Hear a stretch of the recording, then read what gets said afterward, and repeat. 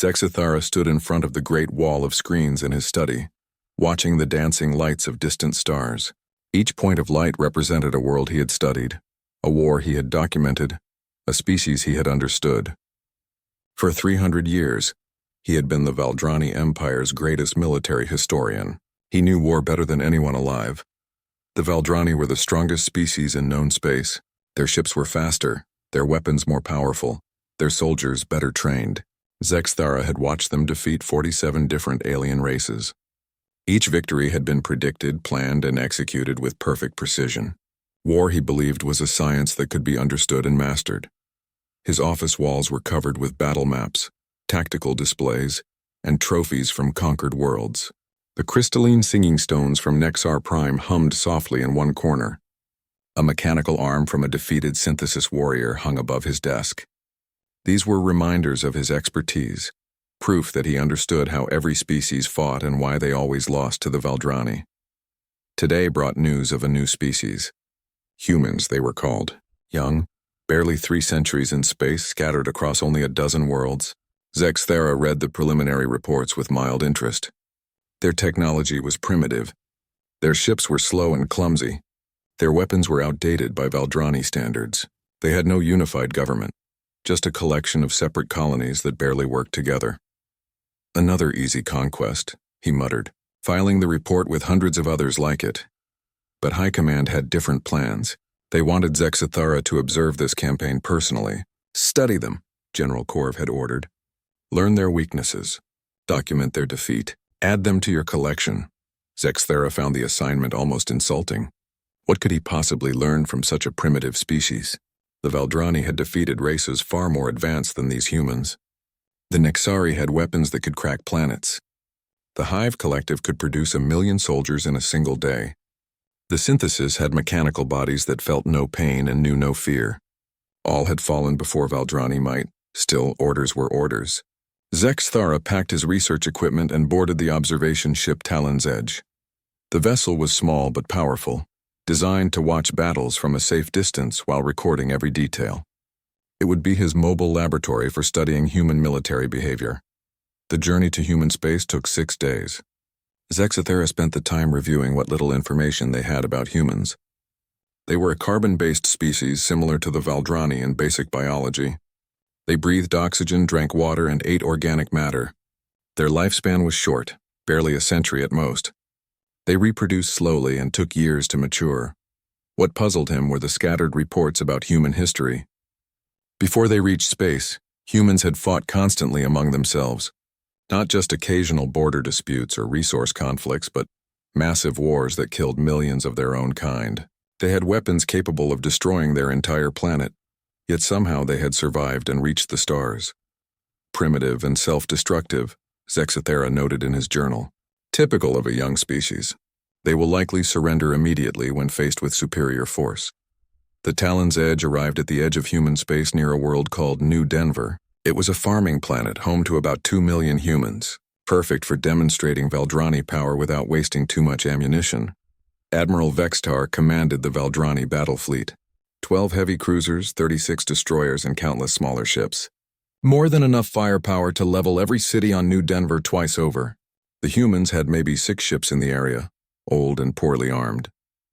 Zexithara watched from his observation post as Admiral Vextar opened communications with the human planet. The message was standard, translated into primitive human language. This is Admiral Vextar of the Valdrani Empire. Your world now belongs to us. Surrender immediately and you will be treated fairly. Resist and face the consequences. The response came 3 hours later. Zexithara expected begging, panic, or desperate attempts to negotiate. Instead, a human voice spoke calmly in their strange language. This is Admiral Jake Morrison of the New Denver Defense Force. We decline your offer. Leave our space. Zexithara blinked his large eyes in surprise. Decline just like that? No pleading. No attempts to buy time, no desperate offers of tribute or alliance. The human had spoken as if refusing a dinner invitation. Admiral Vextar was equally surprised. He sent another message, this time with video showing the size of his fleet. Perhaps you do not understand. We have 60 ships. You have 6. Surrender now, or we will take your world by force. The human admiral appeared on screen. He was old by human standards, his face marked with scars and his hair gray. He looked tired but not afraid. "Admiral Vextar," he said, "I understand perfectly. You have 60 ships. We have 6. You want our world. We want you to leave. Someone is going to be disappointed today." The communication ended. Zexathara sat in stunned silence. In 3 centuries of studying warfare, he had never seen such a response. Even the bravest species showed some fear when facing impossible odds. The humans seemed almost bored by the threat. Admiral Vextar ordered his ships to attack position. The human vessels moved to intercept, hopelessly outnumbered but showing no signs of retreat. Zexathara activated his recording equipment, expecting to document the shortest battle in Valdrani history. But as he watched the human ships maneuver, something felt wrong. They moved with precision that suggested extensive training. Their formations were tight and disciplined. These were not the panicked movements of a doomed force, but the careful positioning of experienced warriors. The first human ship to die was a small destroyer commanded by Captain Lisa Brady. Zexathara intercepted her final communication to her crew. "Well, boys and girls, looks like we're going to make this interesting. All hands to escape pods. See you on the other side." Her ship rammed a Valdrani cruiser at full speed, detonating its reactor core on impact. Both vessels disappeared in a ball of flame. Zexathara stared at his screens in disbelief. The human had sacrificed her ship and her life without hesitation, speaking as if she were commenting on the weather. As the battle continued, more humans died. And with each death, Zexathara became more disturbed. They fought like no species he had ever studied. They showed no fear, no desperation, no hatred. They simply fought, as if warfare were as natural to them as breathing. When the last human ship was destroyed, Admiral Vextar declared victory, but Zexathara felt no satisfaction. For the first time in his long career, he wondered if he truly understood war at all. These humans had lost, but something about their defeat felt different. Wrong somehow. He began to write his report, but the words would not come. How could he explain what he had witnessed? How could he describe warriors who faced certain death with casual jokes and calm acceptance? Zexathara stared at his blank report screen and realized that perhaps he had much more to learn about war than he had ever imagined. 3 days after the battle at New Denver, Zexathara received reports that made no sense. The human colony had not surrendered.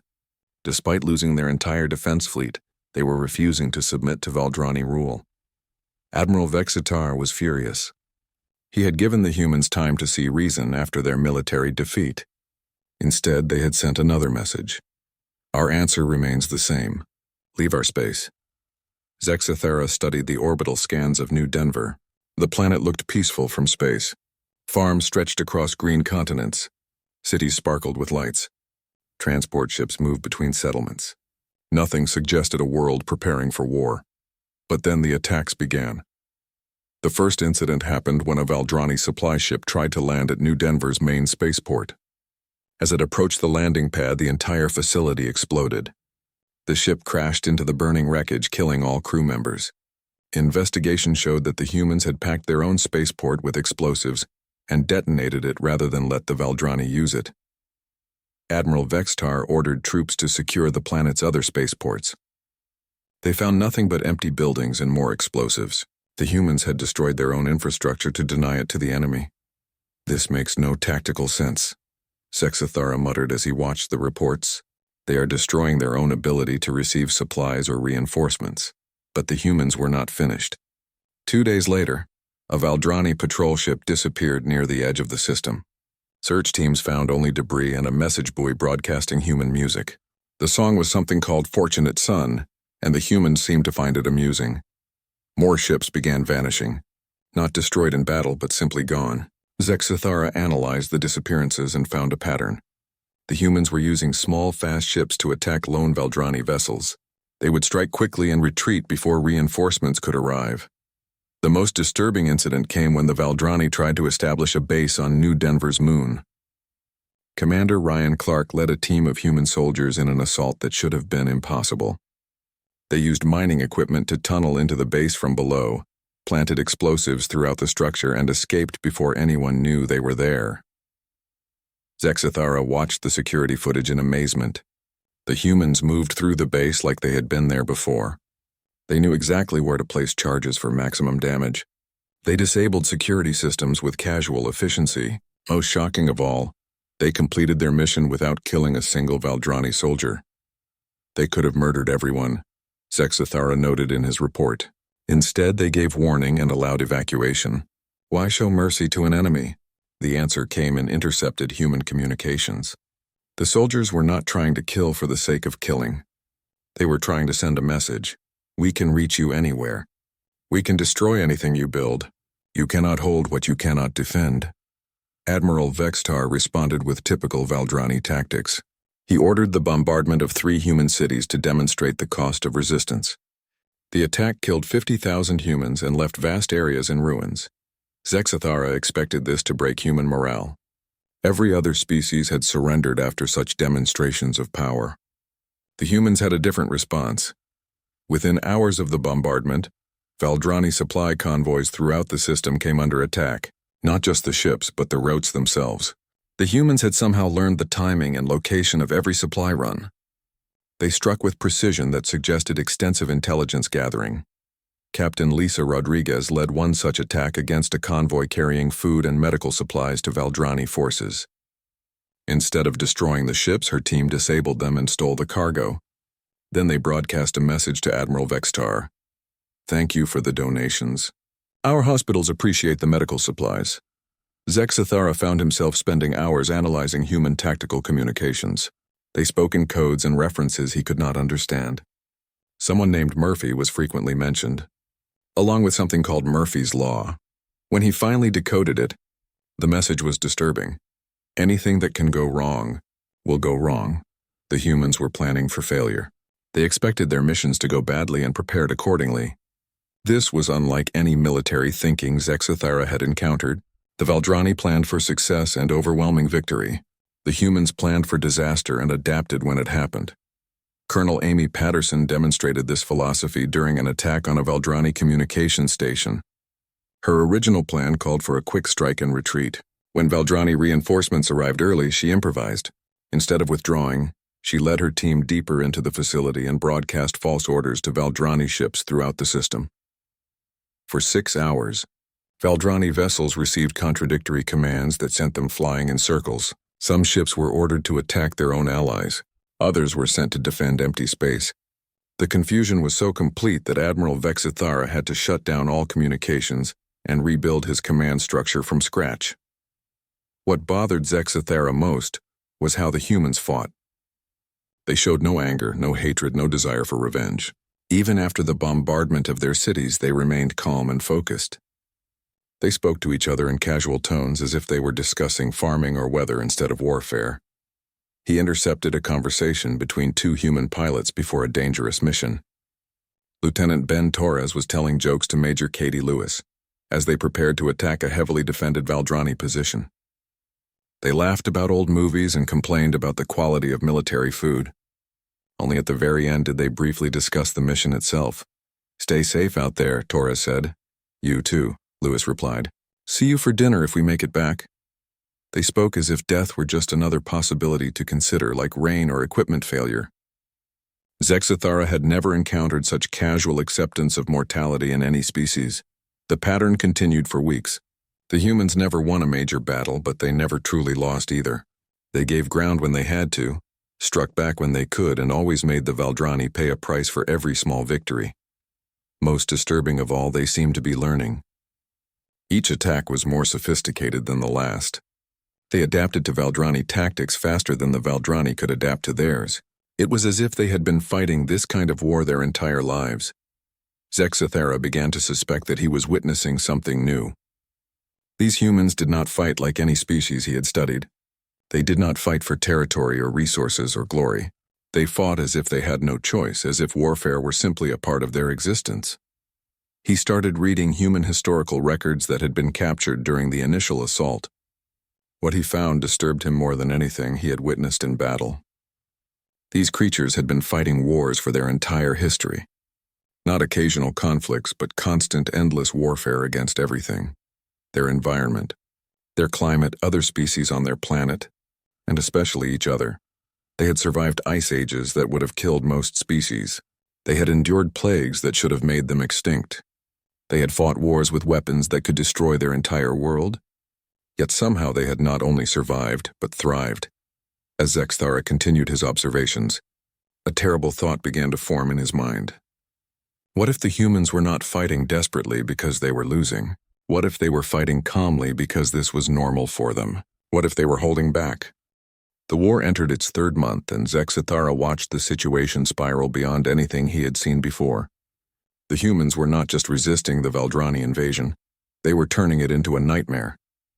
Admiral Vextar had committed more forces to what should have been a simple conquest. 3 more battle fleets had arrived, bringing the total Valdrani presence to over 200 ships. They controlled orbital space around every human world. They had troops on the ground in major cities. By every logical measure, they had won, yet the humans acted as if nothing had changed. The resistance came from everywhere and nowhere. Human civilians worked normal jobs during the day and sabotaged Valdrani equipment at night. Children played games that somehow helped coordinate resistance activities. Even the captured human soldiers caused problems by being too friendly with their guards. Captain Steve Rogers had been taken prisoner during a failed assault on a Valdrani supply depot. Instead of remaining silent or trying to escape, he spent his time talking to his Valdrani captors. He asked about their families, their homeworlds, their reasons for fighting. He shared pictures of his own family and told stories about human culture. Within a week, half the Valdrani soldiers at the prison camp were questioning their orders. Some requested transfers rather than continue guarding human prisoners. The camp commander eventually put Rogers in solitary confinement, not as punishment, but to stop him from demoralizing the guards. Zexthara found this psychological warfare more disturbing than any physical attack. The humans were not trying to defeat Valdrani soldiers in battle. They were trying to make them unwilling to fight. The situation became worse when the humans began targeting Valdrani supply lines throughout the region, not just in the immediate war zone, but across 3 entire star systems. Somehow they had learned the locations and schedules of supply convoys that were supposed to be secret. Colonel Amy Patterson led the attack on the Valdrani fuel depot at Kepler Station. The facility was defended by a full regiment of soldiers and protected by planetary shields. It should have been impossible to assault with the small force Patterson commanded. Instead of attacking directly, she spent 2 weeks infiltrating the civilian population. Her soldiers posed as traders, mechanics, and refugees. They studied the facility's routines, identified weak points, and made friends with local workers. When the attack came, it was not from outside, but from within. The humans had convinced dozens of civilian workers to help them, not through threats or bribes, but by explaining what the Valdrani Empire really meant for their future. The fuel depot burned for 3 days. More importantly, news of the attack spread to other systems. Civilian populations began to see the humans not as invaders, but as liberators. Protests broke out on Valdrani worlds that had never seen warfare. Zexthara studied the intelligence reports with growing unease. The humans were fighting a war that extended far beyond the battlefield. They were attacking the very foundations of Valdrani society by making people question the war itself. Lieutenant Colonel Ben Torres demonstrated this strategy during his infiltration of the Valdrani communication network. Instead of simply destroying equipment, he broadcast captured transmissions that showed Valdrani soldiers expressing doubts about the war. He shared messages from Valdrani families asking their loved ones to come home safely. The broadcasts were not propaganda or lies. They were real communications from real people, simply presented in a way that highlighted the human cost of the conflict. Valdrani soldiers began to realize that their enemies saw them not as monsters, but as individuals caught in a bad situation. Major Katie Lewis took this approach even further. During her raids on Valdrani recreational facilities, she left behind gifts instead of bombs, human music, books, and art that showed the beauty of human culture. She wanted Valdrani soldiers to understand what they were trying to destroy. The psychological effect was devastating. Valdrani troops began to suffer from what their doctors called combat fatigue, but it was unlike anything in their medical literature. Soldiers were not breaking down from fear or trauma. They were losing the will to fight because they could no longer see the humans as enemies worthy of destruction. Zexithara found himself studying human military philosophy through captured documents. What he discovered challenged everything he thought he knew about warfare. Human military leaders wrote extensively about winning hearts and minds and understanding your enemy. One document, written by a human general named Sun Tzu centuries before they reached space, stated, "Know your enemy and know yourself, and you will never be defeated." The humans had taken this advice to an extreme level. They seemed to understand the Valdrani better than the Valdrani understood themselves. Admiral Jake Morrison demonstrated this during a prisoner exchange. Instead of negotiating through official channels, he personally met with Admiral Vextar at a neutral location. The conversation, which Zexithara monitored, was unlike any military negotiation he had witnessed. Morrison did not threaten or boast. He simply talked to Vextar as one professional to another. He acknowledged the Valdrani military's skill and power. He expressed regret for the casualties on both sides. He spoke about his own family and asked about Vextar's. By the end of the meeting, Admiral Vextar was visibly shaken. He had expected to face a barbarian or a desperate fool. Instead, he had met someone who reminded him of his own officers, competent, dedicated, and trapped in an impossible situation. The prisoner exchange went smoothly, but the real damage was done to Valdrani morale. Word spread through the fleet that the human commander was honorable and reasonable. Soldiers began to wonder why they were fighting such people. Zexithara realized that the humans had turned the entire conflict into a question rather than a war. They were not asking, how do we defeat the Valdrani, but rather, how do we make the Valdrani question why they want to defeat us? The strategy reached its peak when Commander Nick Thompson led a series of raids that targeted Valdrani officers' personal belongings rather than military equipment. His teams would sneak into officers' quarters and steal family photos, personal letters, and sentimental items. Then they would return them with notes expressing sympathy for homesick soldiers far from their families. The psychological impact was enormous. Valdrani officers found themselves thinking about home instead of victory. They began to see the war as a tragedy, rather than a glorious conquest. Some requested transfers to other fronts. Others began making mistakes that benefited human resistance efforts. Admiral Vextar responded by requesting additional forces from high command. He explained that the humans were using unconventional tactics that required a larger force to counter. What he could not explain was why his soldiers were losing the will to fight an enemy that had never defeated them in open battle. Zexithara watched these developments with growing fascination and fear. The humans were rewriting the rules of warfare before his eyes. They were not trying to destroy the Valdrani military. They were trying to convince it to destroy itself. Most disturbing of all, it was working. Valdrani forces that had conquered dozens of worlds were being defeated, not by superior firepower, but by superior understanding of what motivated their enemies to fight.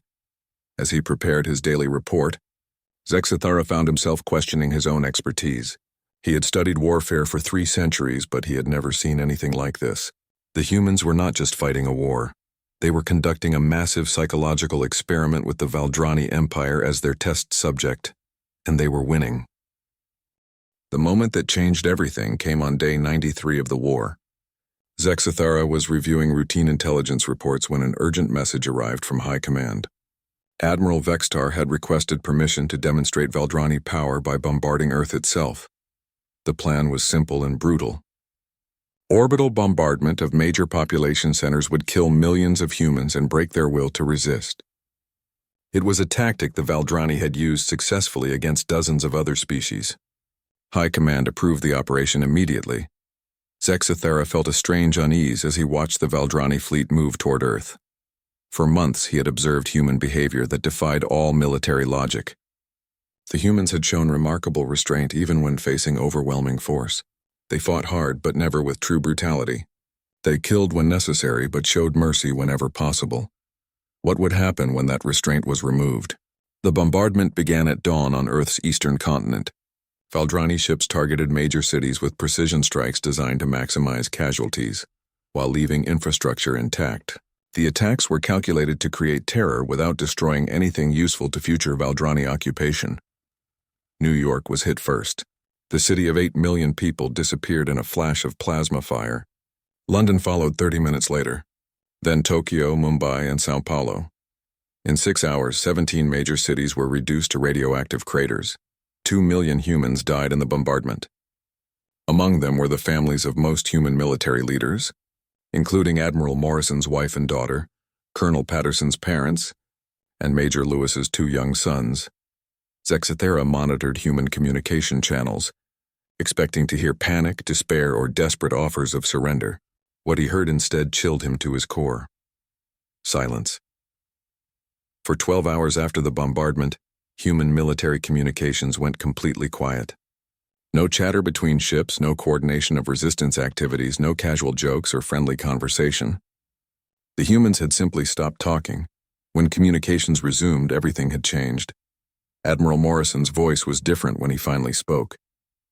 Gone was the casual professionalism and dry humor. His words came out cold and flat like winter wind through dead trees. All units, this is Morrison. New operational parameters are now in effect. No prisoners, no mercy, no hesitation. Make them understand their mistake. General Amanda Foster, whose daughter had died in the New York attack, issued orders that made Zexithera's blood freeze. Target every Valdrani asset in human space. Military, civilian, supply, communication, recreational. If it belongs to them, destroy it. If they value it, take it from them. Show them what total war really means. The human response began 18 hours after the Earth bombardment. It started small, a Valdrani patrol ship that simply vanished near Jupiter. Then a supply convoy disappeared between Mars and the asteroid belt. Within 48 hours, Valdrani ships were being destroyed faster than Admiral Vextar could count them. But these were not the same humans who had been fighting for 3 months. Something fundamental had changed in their approach to warfare. Captain Ellen Price led the first major assault using tactics that Zexithara had never seen before.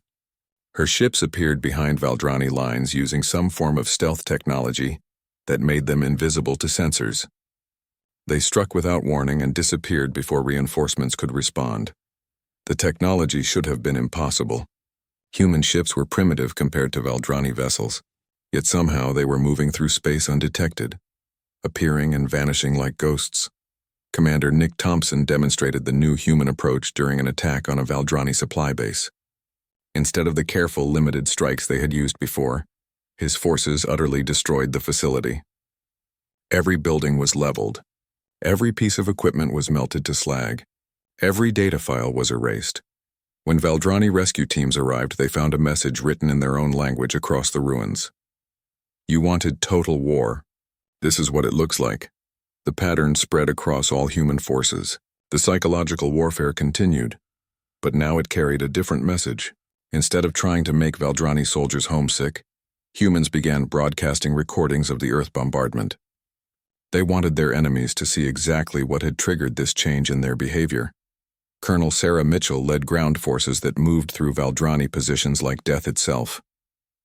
They no longer attempted to avoid civilian casualties or preserve infrastructure.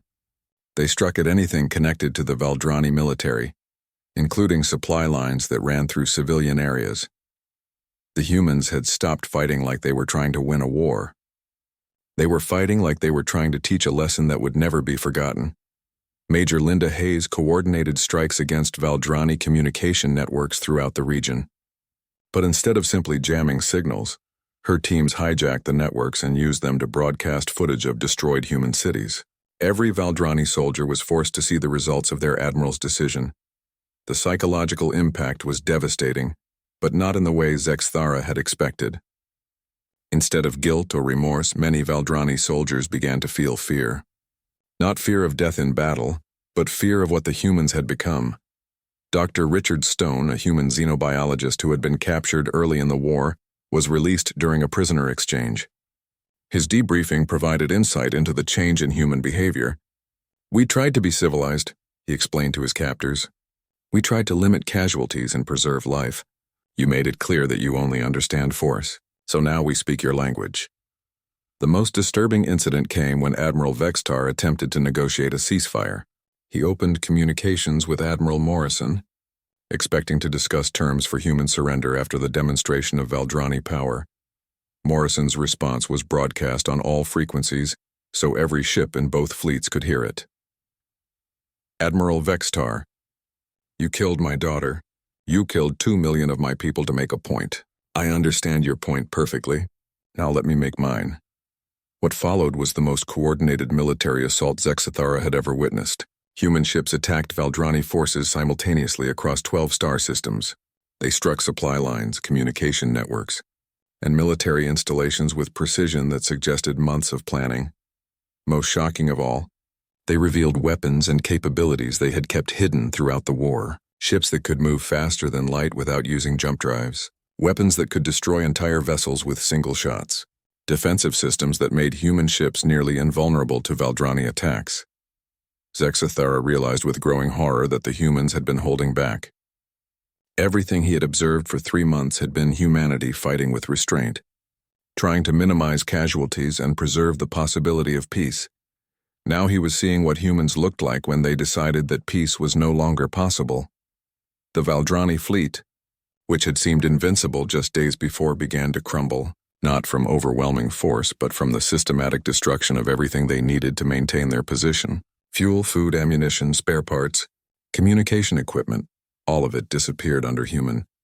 Assault Admiral Vextar found himself commanding a force that was slowly starving and running out of supplies while being hunted by enemies who seemed to know his every move before he made it. For the first time in Valdrani history, a conquest fleet was forced to retreat, not because they were defeated in battle, but because they could no longer sustain themselves in enemy territory. As Zexathara watched the retreat begin, he realized that he had been wrong about everything. The humans were not primitive warriors fighting desperately for survival. They were apex predators who had been playing with their food, and they had finally decided to stop playing. The end came not with a great battle, but with a simple conversation. Zexathara found himself stranded when his observation ship took damage during a human attack on the Valdrani retreat. Emergency systems failed, life support began to falter, and his crew prepared for death in the cold emptiness of space. The rescue came from an unexpected source. A human vessel, the UES Determination, commanded by Captain Ellen Price, detected the distress signal and moved to assist. Zexathara expected to be imprisoned or executed. Instead, he found himself treated as a guest. Captain Price was different from the humans Zexathara had observed during the war. She carried herself with the quiet authority of someone who had seen too much death, but her eyes held no hatred or anger. When she spoke to him, it was with the same courtesy she might show to any visitor. "Dr. Zexathara," she said, using his academic title rather than his military rank. "I've read your work on comparative military doctrine. Your analysis of the Nexari siege tactics was brilliant." Zexathara stared at her in surprise. "You know my research?" "We know a great deal about you," Price replied. "We've been studying your species as carefully as you've been studying us. Would you like to understand what you've been watching these past months?" Over the following days, as the human ship escorted him toward the exchange point, Zexathara found himself in conversations that challenged everything he thought he knew about warfare and the species that conducted it. Dr. Richard Stone, the xenobiologist who had been captured and released, explained human history with the patience of a teacher addressing a confused student. "Your species evolved on a world that was relatively peaceful," he said. "Abundant resources, few predators, stable climate. You developed intelligence to solve technical problems and organize complex societies. Humans evolved differently," Stone continued. "Our world tried to kill us every day for millions of years. Ice ages that lasted thousands of years. Volcanic winters that blocked out the sun. Predators that could tear us apart with their bare claws. Diseases that could wipe out entire populations." Zexathara listened with growing understanding. "You learned to fight for survival." "More than that," said Major Linda Hayes, joining the conversation. "We learned that the universe doesn't care about fairness or honor or mercy. We learned that sometimes the only way to protect what you love is to be more dangerous than anything that threatens it."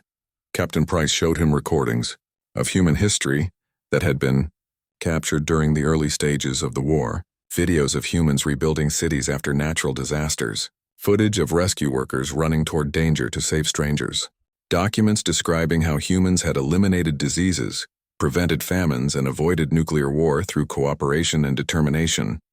"This is what you were fighting," Price explained. "Not monsters or savages, but a species that learned to survive by taking care of each other." Everything we did in this war we did to protect our families and our future. The conversation that changed Zexathara's understanding forever came when he asked about human military doctrine. Your restraint in the early months of the war, he said. Why did you limit your attacks? Why show mercy to invaders? Price looked out at the stars through the ship's viewports. Because we hoped you would understand that conquest was unnecessary. We hoped you would see that cooperation was more beneficial than conflict. We hoped you were wise enough to choose peace when given the option. But you were prepared for war from the beginning, Zexathara observed. Of course, said Dr. Stone. Hope for the best, prepare for the worst. That's how you survive in a universe that doesn't care about your hopes. Major Hayes explained the human approach to warfare with clinical precision. Every human child learns about something we call the Geneva Convention, rules for how to conduct war humanely. We believe that even in conflict, there should be limits on suffering. But those rules only work when both sides agree to follow them, she continued. When your admiral decided to bombard our cities, he made it clear that you weren't interested in civilized warfare. So we stopped being civilized. Zexathara thought about the systematic destruction of Valdrani forces after the Earth bombardment. The weapons you revealed, the tactics you employed, you had them all along? Captain Price nodded. We've been preparing for interstellar war since we first reached space. We study every species we encounter, learn their strengths and weaknesses, develop countermeasures for their military technologies. Not because we want to fight, but because we want to be ready if fighting becomes necessary. Your admiral made a fundamental error, Dr. Stone added. He assumed that because we were restraining ourselves, we were weak. He confused mercy with inability. When he killed our civilians, he didn't break our will to fight. He removed our reasons to show restraint. The exchange took place at a neutral station near the border between human and Valdrani space. Admiral Morrison himself came to collect Zexathara, and their brief conversation provided the final piece of understanding. Admiral, Zexathara said, why are you letting me go? I have seen your capabilities, your strategies, your weaknesses. I could provide intelligence that would help my people prepare for future conflict. Morrison looked older than his years, worn down by months of warfare and personal loss. Because I want you to go home and tell them exactly what you've seen. I want every Valdrani leader to understand what they faced here and what they would face if they ever threaten us again. You want them to fear you, Zexathara said. I want them to respect us, Morrison replied. Fear fades. Respect endures. I want future generations of Valdrani to look at human space and decide that friendship is more valuable than conquest. As Zexathara returned to Valdrani space, he spent weeks writing his final report. For the first time in his career, he struggled to find words adequate to describe what he had witnessed. The humans, he wrote, are not warriors by choice, but by necessity. They do not fight because they enjoy violence, but because they understand that sometimes violence is the only language that aggressors comprehend. They have learned to be more dangerous than their enemies not through cruelty, but through preparation, determination, and an absolute refusal to accept defeat when protecting what they love. I recommend immediate cessation of all hostile activities toward human space, his report concluded, not because we cannot defeat them in battle, but because we cannot afford to face a species that is willing to turn war into education and treat total conflict as a teaching moment. The Valdrani High Command quietly accepted his recommendations. The Empire withdrew from human space and began pursuing diplomatic relations. Trade agreements replaced conquest fleets. Cultural exchange programs replaced military observation missions. Zexathara retired from military service and spent his remaining years studying human philosophy, art, and literature.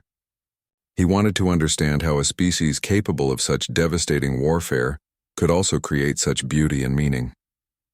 In his final academic paper, published shortly before his death, he wrote, I spent 3 centuries believing I understood war. I studied 47 species and documented countless conflicts. I thought I had seen every form of violence and strategy possible in the universe. Then I encountered humanity, and I learned that I had never truly understood war at all. I had observed conquest, domination, and destruction, but I had never witnessed a species that could wage war with the sole purpose of making it so terrible that no one would ever want to repeat it. The humans taught me that the greatest warriors are those who fight, not for glory or territory or resources, but for the right to live in peace. They showed me that true strength lies not in the ability to destroy, but in the wisdom to know when destruction becomes necessary, and the restraint to stop when it is no longer needed. I studied war for 3 centuries, but it took humanity to teach me what war actually means, the last resort of those who have everything to lose, and the determination to ensure they do not lose it. The paper required reading at military academies throughout Valdrani space, ensuring that future generations would understand the lesson that Zexathara had learned too late. Some species should be approached with friendship rather than force, not because they are weak, but because they are far more dangerous than they appear.